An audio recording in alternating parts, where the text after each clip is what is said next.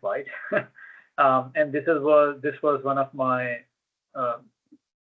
posts on LinkedIn as well, that we will not be sharing, like I will not be putting up any slides, because I'll be sending you the link, whatever I'm presenting, so that you don't get lost, like what I'm talking about and what are we going to discuss today.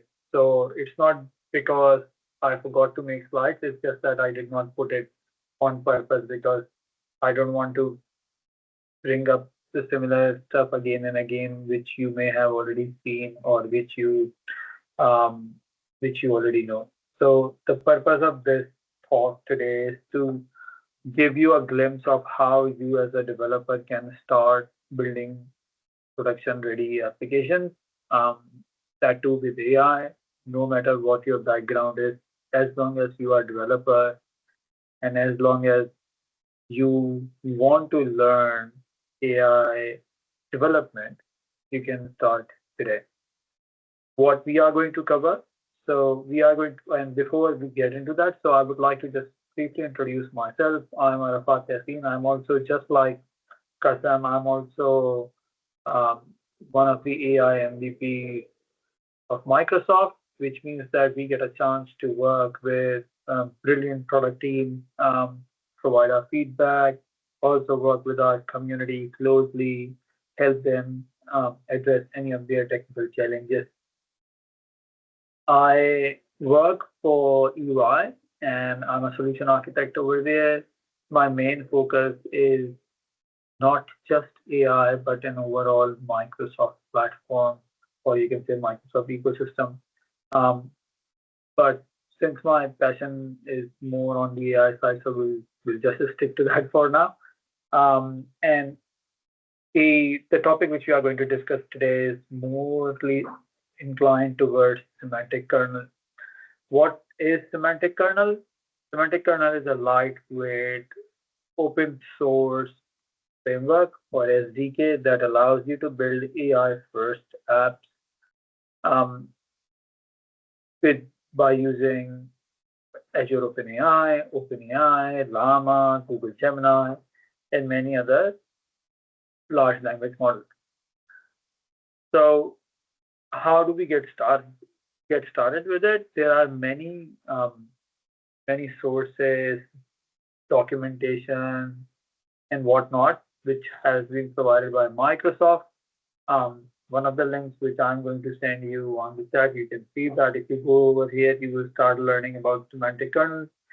But the way I have crafted this whole talk today is that if you remain in touch with me till the end, I'm sure that you will be able to get a lot of chances to learn without even going through the docs. But definitely you can go to the docs to learn granular details. However, I'm going to start from the very, very scratch, that what is semantic kernel and how you can learn all of that. The prerequisites for this is that you need to have an OpenAI or Azure OpenAI key, which is a subscription key. You need to have a couple of models provisioned. For me, you can see, you must have read all of this, which I have been showing you. But for that, you need GPT-4 at least. DALL-E 2 or DALL-E 3 will work as well. GPT, any current model will work. Text embedding 002 will work for the embedding. We'll talk about all of that, what I spoke to you about, like embeddings and all that. What does it mean? So don't worry about it. I am using Polyglot Notebooks extension, which is the extension of Jupyter Notebook. And this has been created by Microsoft. So Microsoft, one of the Microsoft team has created this Polyglot Notebook. The benefit of having Polyglot Notebook is like you can have multiple languages running in just one notebook. So for example, you can run SQL, you can run C#, you can run Python, and whatever the languages it supports within just one notebook. So we will also talk about console apps, but I think this is the better start to kick off our AI journey. As I said, you can always write down the questions on the chat if you have any. And if you can also respond me back, that would be awesome by just commenting, like, for example, how many of you are aware of semantic kernel, for example, and we can say that, yes, I know what semantic kernel is, I know the intro and all that. So this will give me an idea like how fast should I go or how slow should I go. So let's start with this. So this notebook is, I will share all of the things which I'm going to show you today. So nothing is going to be hidden. So you don't even have to take like any screenshot, or you don't have to worry about, oh, if I miss this, I will miss everything. I will, as I said, everything what I'm going to show you is going to be shared with each of you. So you can use this later on as well in your projects if you want. The way to start the .NET Interactive, which is a part of Polyglot Notebook, by just writing console.writelines. I'm just doing a mic test, you can say. But over here, you see that I'm now trying to load Azure OpenAI. So I'm using Azure OpenAI instead of OpenAI. So that's why I have written down this piece of code. What is it going to do is like it is going to load Azure OpenAI endpoint, deployment name, and API key. I don't want to reset it. So if somebody has to reset it, they can just uncomment this code and go and run this cell as well. However, let's talk about what semantic kernel is. So you can consider semantic kernel is a big box of Lego blocks. Each block represents an API AI service. For example, natural language understanding, answering service, a weather service, chat service. So by forming these Lego blocks, you come to a it becomes a SDK, and that SDK is known as semantic kernel. Of course, you can see a lot of details on the documentation which I've shared, but that's the way to start our semantic kernel. So I won't get into like too much of a basics of coding, but you will get an idea. I'm using the SDK which recently got released. I think right as Ignite it got announced. Semantic kernel team released 1.3, 1.30 SDK. So we are going to just get it from NuGet, the latest package, and then it is going to build a kernel, and it is going to set CAD completion object service to the kernel. So let's run it. As soon as I'm running it, it is going to get a couple of packages. One is semantic kernel and the other one is plugins.core. We will talk about it. So what plugins are? The plugins are the instructions or the tasks that your application can perform. You can consider a plugin as a weather plugin, for example. A function in your application can be a plugin as well. Then we have got the granularity of those plugins, like prompts or native functions. Prompts are those kind of functions which are just focused which are just aligned towards the prompt engineering. Like you don't have to do any coding over there. You don't have to do any transformation from the coding side. You don't have to run any C# logic to it. These are called prompts. Whereas where you are running the C# logic, for example, adding to getting a sum of it, getting a standard deviation of a number, and all that stuff can come under native functions. Or you want to call another service out of that output, that is also going to be in native functions. We will talk about all of this like in action when we get into this, but this is just a very basic theory, and that theory is now covering within notebook, so that's why I did not bring slide. All right, let's learn by doing, right? So this is the easiest way to do something, and I've been a fan of like learning by doing it rather than just learning about concept, and then sometimes people struggle like me as what and how do we run it. So I'm just going to show you, like, I built a plugin that what it does, that it takes the name of a country, and then it tells you what is the capital city of that country. So as I said, we will build a kernel. A kernel. Kernel will be here, and then we will load the city plugin.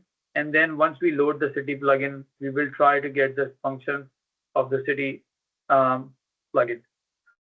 What does it do? If I run it, it won't give you any output, but let's talk about what is there inside city plugin. So you can see that there is a city plugin, and then it has got a function called get city. This is just a folder, nothing else. But inside that, we have got like two files. One is config.json, the other one is escape prompt. If I go to escape prompt, you can see that I'm saying that tell me a capital city of the country below, which means that this is my country, like I'm just giving a country. This is the actual variable which I'm going to pass with the name of input. Config.json provides the value of what kind of like how many tokens, what is the temperature, and what variables are required for this function, specifically get city. Now, what I'm going to do is I've already loaded the functions, as I said, within the plugin. So plugin can have many functions, which is over here, as I wrote, right? AI plugins can have prompts or native functions. So you can consider prompts or native functions together. Now what I'm doing is like I'm providing an input, the country name, which is India. And I'm going to say that, hey, run this get city plugin and get me a capital out of it. So if I run this, you will see that it will give you an output called New Delhi, which is the capital of India. If I change this to, for example, Australia, because I'm based in Sydney, and it will give me Canberra. Very simple, right? So you can see that the code is this piece of code plus this piece of code plus this code. It is giving you this. Now, yes, I know that it is a bit of a code for now, but let's move ahead and then see what you can do. So let's build a riddle game. And this riddle game is like, I will again show you. So this is the guest plugin this time, and I'm loading guest plugin. So if I go to guest plugin, you will see I've got two plugins, so two functions over here, get riddle and guess what. So I'm going to see what is there in get riddle. In get riddle, it shows you that ask a riddle with its answer in a below JSON format. So you can see that it is giving me riddle and its answer in this. I have not provided any inputs over here. So in config file, I'm just telling that how much of a token you need, what is the temperature and all that. I can change this temperature to 0.9 as well if I want. I can just save it, come over here, run this again, loading this plugins over here, and now trying to do the same stuff over here, right? When I try to run it, you will see that the output has come over here as riddle, what has keys but can't open locks, and its answer is a piano. I can uncomment this as well to show you like how a basic transformation of your JSON may work. So if let's see if it works. So you can see that now it has given me the answer like this. So this is just a way to show what else you can do with this. Now, coming back that, yes, fine, we are loading from files again and again, but it does not like it. Not always will be the time when you will get a chance to load it from the file. For example, your mobile app, for example, your web app. It's difficult to read files, right? Like you can't just store the plugins over there as a file system and then run it. So for this, you need to have a capability of inline functions. So you can also create inline plugins or inline functions. This is the way I have written it. So you can see that this is the same prompt which I have given in my file over here. But rather than I give in my file, this one, I'm now giving it in the code. And now what I'm trying to do is I'm providing execution settings, same, right? I can change it to like 0.9 if I said, and my max token is 200. Over here, you must have seen that my max token was 300. Now what I'm trying to do is like I'm trying to create a function from the prompt, and this is the guest plugin function. And then within guest plugin function, what I'm doing is I'm trying to get the result out of it, and then I'm just parsing it. So if I run this, you can see that it is going to generate similar output. Now you see that it has asked me a different riddle, and the reason why it has asked because my prompt was different. I have asked that or ask me a riddle about mango. Now, if I say ask me a riddle about India, for example, as a country, and if I come over here, it says that I'm a place in India known for its majestic wide monument reflecting love and beauty. What am I? And it says that Agra. So it is giving you the riddles within Indian region for India. So this is how it usually works. I know it's super easy to show you, but like to see what is going on, but it has got like some practical use cases. So you can see that right now, this is my phone screen, and it is real. So this is 8:59 p.m. right now over here. This is the guest what application which I built using the same code which I'm showing you over here. And if I click on, for example, riddles over here, it is going to show you the same riddle, right? Now I have keys but not log, I have space but not room. You can enter but can't go inside. What am I? I think it's keychain, but what I'm going to do is I'll try to write it down over here, and then you will see. So it is going, oh, it says no, it's keyboard, not keychain. So you can see that it has given me that you've got a wrong answer. And if I refresh it, it will load some other riddle. So it's a game, like you can build a gamification in this, and then you can work out it.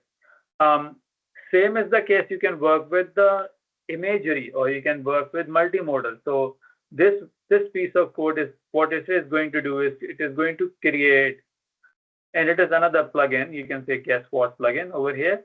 So guess what plugin does it? What it does that it creates a choose a landmark in a city, big city with an input, whatever the input which I provide.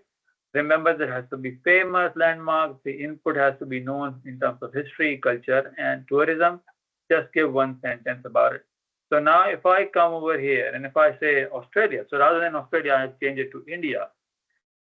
And then over here, you will see that it is going to generate an image out of it because we are trying to use some image service over here, text to image service. Don't worry about that, like what is going on within the code, unless like you have got any questions, you can ask me, but this code will be given to you. So now it has given me an image. Now I don't know this image. So what am I going to do is like, in order to guess this, it has generated some description, as I said, right? Like you must have seen that it has generated a description out of it, but I don't know that description yet. So the game to guess it is through embedding. Like when I try to guess it, it will match its description with my description. And this is not a string comparison, by the way. So it is what it does that it stores all of that information in vectors with n-dimensional spaces. Then it will also store my response in vectors, and then it is going to match vector to vector using something called cosine similarity. I don't want to read this out, but you can read it for your learning. It has got some concepts over here. And what we are going to see over here is like, if I write over here, for example, I will write like Taj Mahal over here, that this is what I think it is. And then if it is the same, then it will say that, oh yes, this is exactly the same. So your score or your cosine similarity is 0.91 because my description matches your answer, correct? Any questions still here? You can write it down in chat if all is good, and then I move next. Like I've got many things to show you, so I can be a little bit faster, but I want to make sure that I'm making sense to the audience. Then we will talk about function calling. You must have heard about this quite a lot, that function call is function calling is something. So what does it do? That it tries to create a plan inside within itself. So in the function calling, as you have seen that now how to write a plugin, how to load that plugin. Now we are going a step ahead. Thanks, Prashant.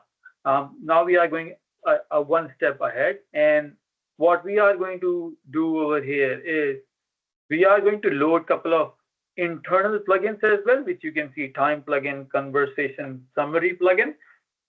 Plugin means that internal plugins means that these plugins, we have not written these plugins, but you may know that if I come over here and start writing about, like over here, if I had come over here in my previous code, and if I had asked about like what is the time over here, it wouldn't have given me the time, because large language models do not understand what is the time right now unless you give them this capability. So time plugin gives you the capability of telling you the time. Conversation summary plugin gives you the capability of summarizing whatever is there in the sentence. And then I've written two plugins over here, food plugin and shopping plugin. What does it do over here? So if I go and show you the food plugin, it has got two functions. One is get recipe, and what it does, it just generates a recipe of the existing food. The other one is gives you the capability of doing something else, which is suggest a food option based upon dietary requirement is specified, right? And then we have got the shopping plugin. What does it do? It tells you the grocery list of a specific recipe, right? So these are the plugins which we have loaded in this kernel. Now what I'm going to do is I'm going to generate a food recipe. So I'm saying that generate a food recipe. My input for the food recipe over here is Indian cuisine. So what I'm saying is that generate a food recipe for an Indian cuisine. What is it going to do is it is going to give me a recipe of some Indian cuisine, right? It has given me these. Now you may see that it has not completed because I have restricted it with my tokens. So if I had increased my tokens, it would have given me a lengthy answer, but you get the gist of it. Now, I am also trying to, out of this, taking this output, an Indian recipe output, I'm trying to create a grocery list of whatever the recipe it has suggested. So what I'm doing is I'm taking the same food recipe over here as an input, the whole recipe which it has been given, and then now I'm trying to create a grocery list out of it. Now you may see that couple of things. Sometimes it gives you a very, very wrong answer, right? Because let me change this input. So if I come over here,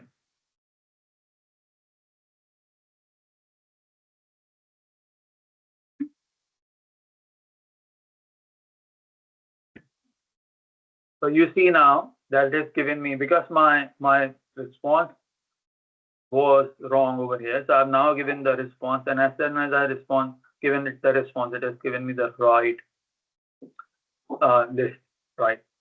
Now let's join these together, and you see my prompt over here that my friend is coming from China. He wants to have a Chinese cuisine in his dinner. Please suggest a dinner as well as a grocery list. Show us an output in a clear format in the distinguished sections, blah, blah, blah. Now, if I run this, you will see that it is going to use the similar set of plugins as I have shown you earlier. It is also going to use the conversation summary plugin as well. And with that, it is going to suggest me the dinner dish, the ingredients, the grocery list out of it, the summary of that as well. So that's how the chain of thought works as well. So it is not necessary that one preview can only work with these things. but you can also use GPT-4 with this. In fact, it used to work with GPT 3.5 as well before the, or you can say the technical end of life support has come in for that. Any questions so far over here? If not, then I'll move to the next bit of like the next step of plugin. Cool. Now, what I will do is I will try to. So we know that there have been a lot of discussions between the word like what is copilot, what is agent, and all that stuff. But don't worry about these things. Like if you know how to build these things, whatever the marketing or the strategy people can talk about it, as long as you know what you are building, this will never disturb you. So you can consider agent as an autonomous software utility for you that works for you. Copilot is something a mixture of agents that work side by side with you. However, we will try to build this a custom copilot over here. So you can see that I've got this custom copilot over here, and I have got my Postman running over here as well. Before we get into this, I will try to bring my Postman over here. And what I'm going to do is that I'm going to show you, rather than I show you this, let me bring up my Copilot. This will be easier, and then we go one by one. So let's run this with no plugins over here, right? So this is my custom Copilot. What I'm trying to give it is as like you are a virtual assistant responsible for flight tracking, blah blah. But let's copy this message and then say you are a virtual assistant that helps who like to help people find information, right? Like nothing super fancy. And then over here, I've just written the chat. You can see a basic chat bot, right? If I run this, what it is going to do is it is going to add GPT-4 model, point to my GPT-4 model, to my this instance, to my this key. That is it. This is my console. If I say hello, you will see the response, right? What's going on? What's the time right now? All right. Is it? I think it's fair, right? Because it does not know what is the time. Now, if I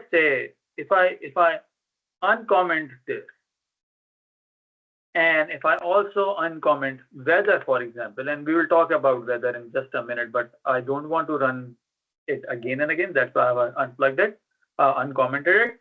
But now if I run this again, and you will see that if I say what's the time right now, it should give me the local time of my machine because I'm based in Sydney, and you can see that it is 9:12 p.m. over here. Correct? So this is just by adding one line of code. Now, yes, and if I go and pick this plugin by clicking F12, you can see that it is doing nothing, but it is just returning a couple of functions, right? Kernel function, giving you the time, giving me the time. The whole file is just about giving you the time, correct? Now, if I go back and get to my weather, so I'm using Weather API, a fantastic website to get the weather keys. You must get it. This is one of the best websites, I would say, to get your weather API. I'm writing this over here with Sydney, so I'll change it to who else is joining from Mumbai other than Kasam. So if I run this, you will see that it has given us weather that it is quite hot over there for now. And if I show you what is the Sydney weather right now, you will see it's 23 degrees Celsius, correct? What I'm doing over here, nothing super fancy. So let's get back into the plugin code. This is weather. what I'm doing is I'm just writing a plugin kernel function and then giving its description a little bit, return, giving the description of return as well. I'll talk about this in detail, so don't worry about this for now, please. And then I'm giving the arguments as location name and the description of it, and then the same postman URL which you see over here, and then I'm just returning back the response body. And it is giving me the answer. It has not given me yet, but let's talk about it. So what is the right now in Dubai or in Melbourne? I have written down over here Melbourne, but it does set the correction itself, the spelling correction itself as well. So you can see that now it is giving me that it's a little bit colder than Sydney and Mumbai over there, correct? So now what I will do is, rather than going into this, I will also try to give you unlock one of the another thing, which is places suggestions. So you may want to eat something super cool, as in you may want to eat something which is really delicious for you. And so you may want to ask, hey, please suggest me something. So let's change our system prompt a little bit again. So I'm talking about your virtual assistant responsible only for weather updates and finding out information, right places within India. After inquiring the proximity, you should not talk about blah, blah, blah. I have written down this line as well, and we'll talk about this at the end. What does it mean? But let's run this. In this code, what I'm doing is that I'm using Azure Maps API. What does it do? It gives me the URL information about the place and whatever I'm inquiring about. So if I go to my postman, if I go to my fuzzy search, you can see that I'm looking for coffee and I'm looking within this let and long. And when I say let and long, it is my Sydney CBD, which is Central Business District, and I'm looking after coffee over here. So if I run this, you will see that it has given me a lot of details. But let's not ask about Sydney. Let's ask about something around Mumbai. I will run it, and then we will see what does it give us. So if I say I would like to have some good butter chicken in Mumbai.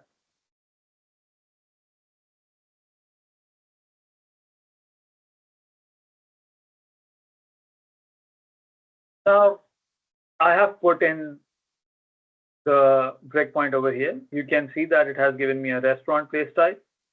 It has given me Mumbai location, right? It has automatically detected it. We will talk about this in a bit, but let's see the response coming back. So it says that I can't find any butter chicken restaurant, something like that. I say, okay, fine. Give me some suggestions to eat anything. Right? I'm just, because it checks the map API and not every country or every location is geo-coded by Azure Maps so far. So that's why it gives you some unexpected responses. So if I say suggest me some, let's change the prompt as well, because over here I've written down India and I will write down Australia over here. And if I start now asking about questions, for example, coffee, I would like to have a coffee in Sydney City area, please. And now what it should do, it should just go and suggest me something. See this, so it has started giving me the right responses, and I can confirm you that most of them are accurate. Now you can see that it has given me this. Now let me run something for you as well, which is going to give you a little bit more glimpse of why it is super cool.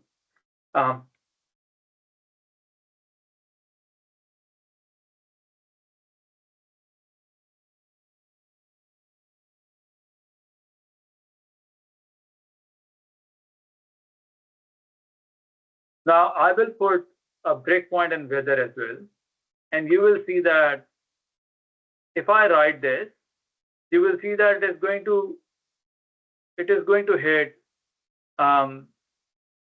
couple of things. So what check the weather right now in Sydney, and then suggest me appropriate place to eat. So what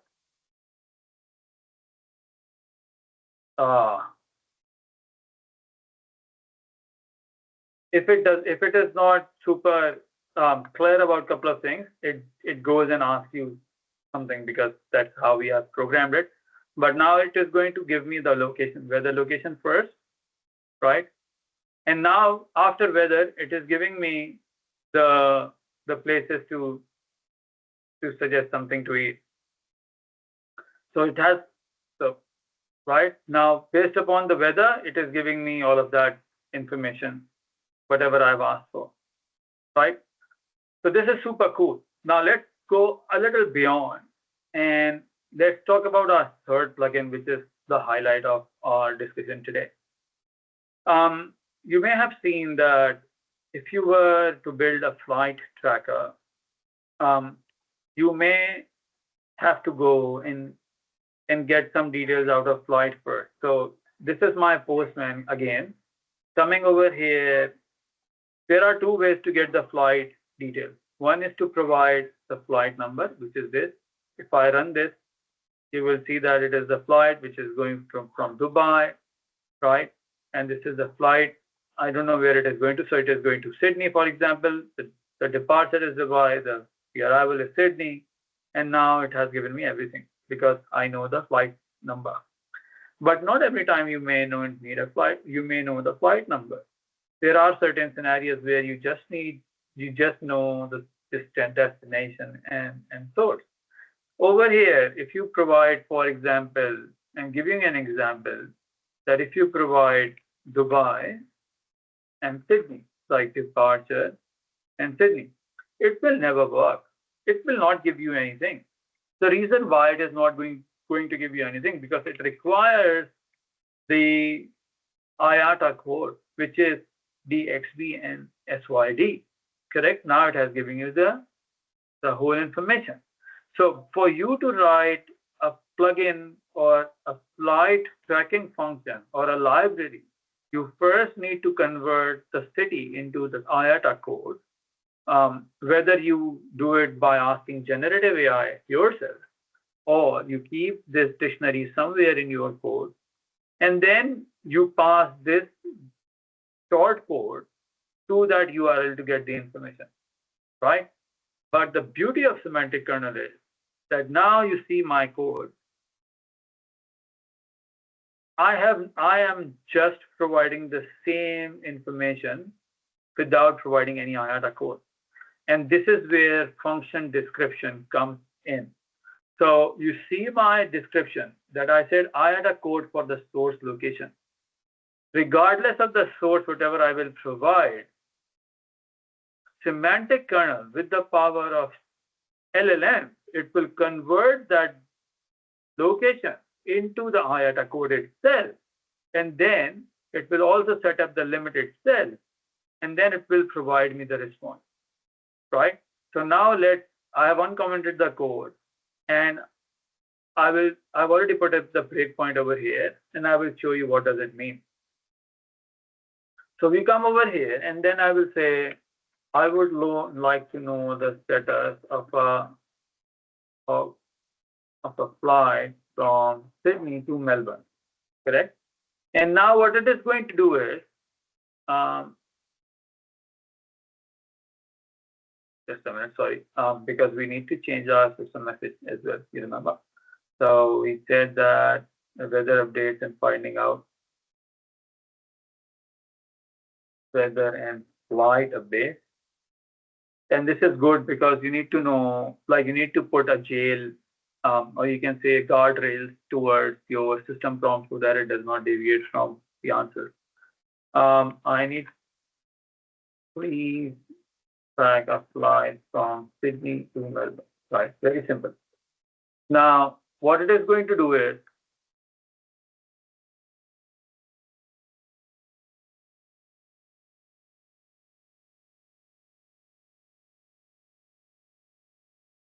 so you can see that I am not using anything super. Oh, let me restart it again.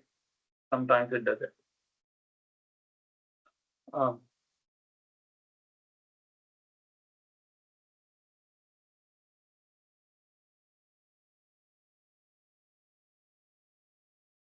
huh, it is. Just give me a minute. It should be.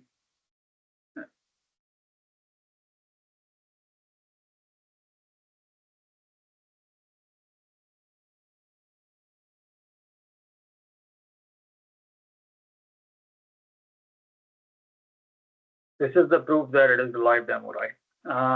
I need to know the slide status or path to slide from Sydney to Melbourne. And let's see. So I think it's because more of my system prompt, but let's see. Your response of flight weather and flight weather update.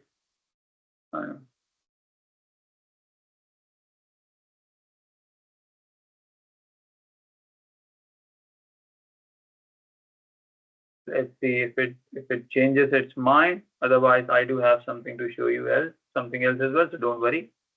I won't disappoint you that it does work. I want to show. Let's start asking some discussions now.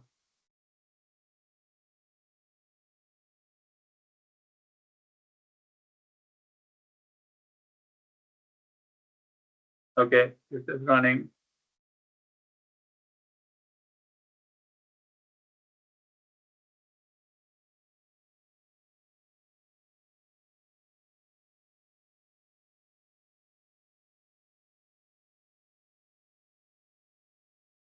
So now you can see that it has run.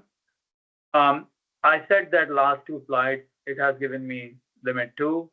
I did not provide any flight number. You see this, the source has already been changed from SYD, Sydney to SYD. The destination has been changed from SYD to Mel. What it is going to do, that it is going to build a URL and it will have like my API key and all that. And then once it gets the response, what it is going to do, it is going to return the response body, and the response body will give you the whole status over here. So see this, right? So now it has given you the responses. You can mix and match, like have weather and all the, and then ask the flights as well. As I said, that function calling supports it. It does work quite well. And there is no prior training. It's just the system prompt which is driving this and the function calling over here. So definitely when you are building it for production or something like that, you can build a very, very strong guardrails around it to be very specific with your answers and your questions, and it can give you a lot of good information. My last bit, and I will try to cover it within my 3 minutes, is we have seen everything. We have seen images, we have seen text, but I also wanted to show you that it is not just restricted to text, to just chat. It has got a lot of opportunities to do a lot of things. I would like to show you something like that happens in Australia, and this is very common. Whoever is living over here can attest that it's not something easy, or it's not something that is very, very easy. So I'll try to bring it over here, a tweet, and you can see that this is a very complex as in it is very difficult to decipher this information, correct? Now, it happened, I think, last year, sorry, or this year, I don't remember. maybe last year. So what has happened that when it happened, one of our friends, Simon, has asked me that, do you have, like, this is a side challenge for you if you want to solve it using AI. I tried my best to solve it at that time. I couldn't solve these things because we were still getting all of those updates of like vision, and we did not have a very specific or good vision opportunities or models. So what I did that it took me a while, and then GPT-4o came out. So I was like, okay, fine, let me create a mobile app now that would help solve our problem. So you see that I've created a whole application called Parking GPT. What does it do? That it takes the picture of the parking sign, and then it simply gives you the response out of it. It's a .NET MAUI app. It runs within your mobile phone as well. And I've written a whole blog post out of it. But if you want to see what is going on within this whole piece of application, you can see that I've created it is open source, so you can just get and see the learning. If you like it, please click on star, as it will help me and help others to sponsor this as well. Let's run this, and I will show you that how does it work. So it's a .NET app, and it is .NET 9 app. So it is running on my machine, this machine. It is tailored to mobile, so that's why, like, you can shorten, you can do whatever you want. What it is going to do is I'm going to pick up the simple parking sign out of my desktop. So let's see if I can pick it up. Just trying to see. Let me maximize this. Sometimes what it does that it tries to. Yep, it has now opened it up. So now I'm going to get this sign, and as soon as I get this sign, what it is going to do, it is loading. You may see a little bit a different kind of loading over here because the screen is too wide for a mobile app, but you can see that now, and I will show you the image as well, so don't worry. That the parking sign indicates that the restrictions is blah, blah, blah. You can park it over here right now. What is the parking sign? I will show you this as well. So this was the parking sign which I uploaded. The mobile experience is very different, but it does not, like, I do have it in my phone, but I don't have the images on my phone. So that's why I did not want to show you at that time. However, it really works fine. It is just the Android application, not the iOS, because I did not have any subscription, and I don't want to waste my $100 just on the subscription for the sake of it. So this is the live mobile app which is there. You can see its layout is pretty good. It has got settings and all that stuff as well. But yeah, I think that's it from my side.